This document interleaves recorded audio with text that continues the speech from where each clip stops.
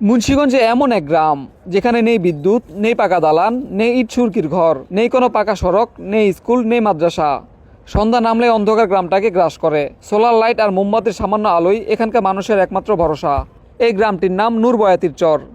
2017 সাল পদ্মার ভয়ালো ভাঙনে সব হারিয়ে মাত্র 4 থেকে 5টি পরিবার আশ্রয় নেয় মুন্সিগঞ্জের শ্রীনগর উপজেলার ভাগ্যকুল ইউনিয়নের পদ্মার গা ঘেঁষা এক চরে। নেতৃত্বে ছিলেন এক মানুষ, নূরবয়াতি। তার নামে এই চরের নাম হয়ে যায় নূরবয়াতির চর। এলাকাটা নদীতে ভাঙে, বারবার ভাঙে, বারবার চর পরে বাড়ি করি। আমরা যেমন ওখান থেকে 2017 সালে ওই পার থেকে বাড়ি করি, এইপারে চর দাকসাগর, এই চরে আমি বাড়ি করছি প্রথম। আমার নাম নুরুবৈতি। আমার নামের উপরে এই যেমন চরটা পড়ে গেছে। আমরা মাত্র 4-5 ঘর মানুষ ছিলাম। এই 4-5 ঘর মানুষ প্রথম আইছি, এরপরে আস্তে আস্তে আস্তে আস্তে আইসে অনেক লোক হয়ে গেছে। এখন 291টা ঘর হয়েছে। আয়ের উৎসিকা হলো গরু পালি, মাছ মারি, আর একটু আলালডি করি। এই হলো আমাদের। একজনের সাহসে শুরু, আর তার দেখা দেখি নদী ভাঙনে সর্বস্ব হারানো আরো অনেক পরিবার এসে জড়ো হয় এই চরে।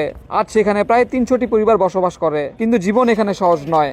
এই চরে প্রবেশের কোনো সড়ক নেই। বাজারে যেতে হলে পায়ে হেঁটে বা নৌকায় যেতে হয়। সময় লাগে ঘন্টার পর ঘন্টা। গ্রামে নেই কোনো ভালো স্যানিটেশন ব্যবস্থা। পরিষ্কার পানির সংকট নিত্যদিনের সঙ্গী। টিউবওয়েল একমাত্র ভরসা। এখানে নেই কোনো শিক্ষা প্রতিষ্ঠান। স্কুলের ঘন্টা কখনো বাজেনি এই চরে।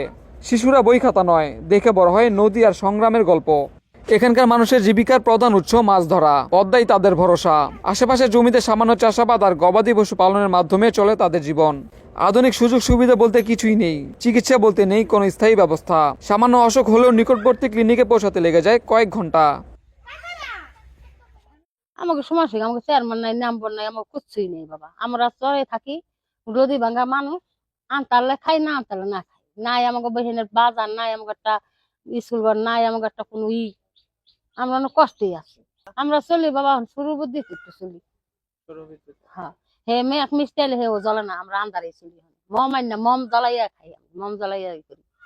ওই যে জাল বাইতে যায়, একটু জাল বানাই, ওই মনে হয় কিস্তি মিস্তি একটু জাল বানাইলে ও লতিতে গেলে যদি আমতারিতে খাই, না আমতারে না খাই। কোনো শিক্ষিত নেই, মূর্খই।